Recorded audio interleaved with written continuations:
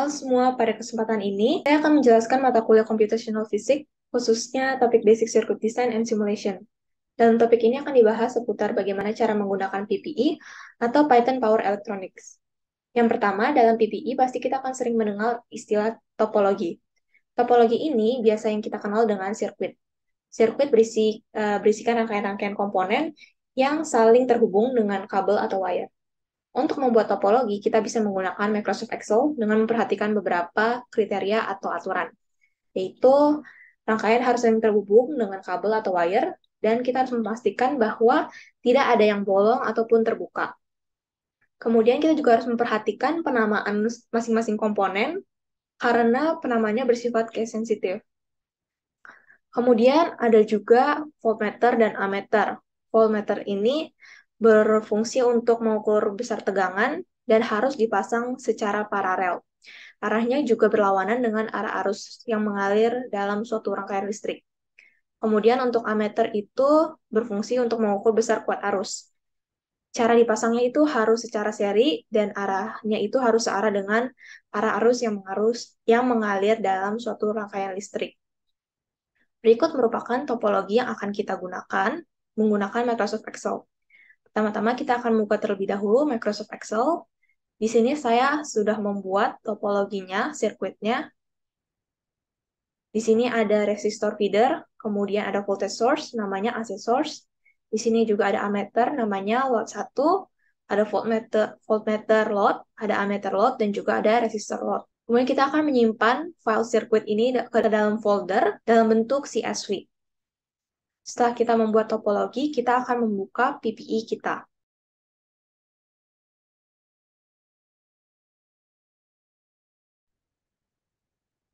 Ketika PPE kita sudah terbuka, kita akan membuat simulasinya. Misalnya kita beri nama.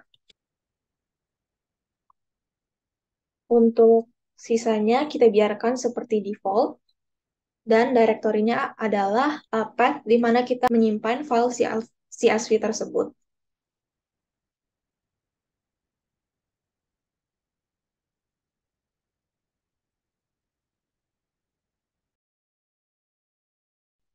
Kemudian add circuit file. Kita pilih sirkuit yang telah kita buat. Dan kita pencet proses sirkuit. Kita akan kembali ke main page. Dan kita akan mengatur parameternya sesuai yang diminta oleh soal.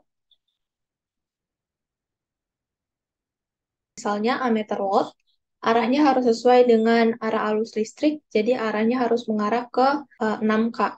Dan ketika dicek, arahnya masih terbalik, jadi kita akan ubah menjadi 6K. Kemudian untuk ammeter di load 1, itu arahnya harus ke kanan atau ke E1.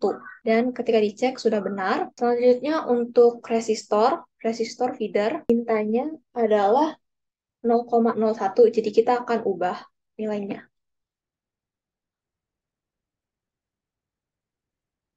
Selanjutnya ada resistor load.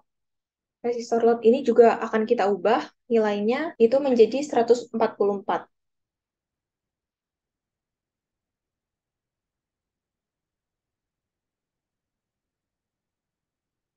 Kemudian untuk voltage source, kita akan mengubah nilai peak voltage-nya menjadi 169,7. Kemudian untuk voltmeter itu harus kita ubah nilainya menjadi 1000 sesuai di soal.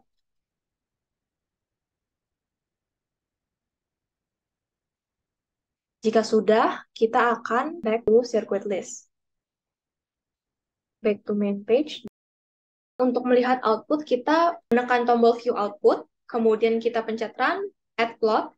Untuk yang pertama, kita ingin melihat e-source. Kita beri nama misalnya current. Start plot, waveform legend-nya itu adalah e-source. E-source dari ammeter, plot pertama. Kemudian kita save waveform, dan kita add satu plot lagi, di mana untuk melihat VLOD dan juga ELOD. Plotnya misalnya judulnya adalah current and voltage. Untuk yang pertama adalah VLOD. VLOD-nya dari voltmeter load. Kita save. Kemudian ada ELOD. dari ammeter load. Kita save. Kita akan coba dari X-nya 0 sampai dengan 1. Dan juga current and voltage-nya dari 0 sampai dengan 1. Ketika kita melihat folder kita, maka akan terbentuk gambar seperti berikut dan juga seperti berikut. Warna biru ini menunjukkan tegangan, sedangkan warna kuning ini menunjukkan arus. Dari grafik ini kita juga bisa melihat mengapa arus AC lebih mudah didistribusikan dibanding arus DC, yaitu karena resultannya yang mendekati 0. Namun untuk melihat plot ini mungkin agak sedikit sulit karena gelombangnya masih sangat berdempet. Kita bisa memperkecil scope X itu dengan cara kita start dari 0,6 sampai dengan 0,7 dan itu pula dengan current dan voltage 0,6 sampai dengan 0,7. Kemudian ketika kita lihat hasilnya akan jauh lebih besar. Sekian penjelasan untuk Basic Circuit Design and Simulation. Terima kasih.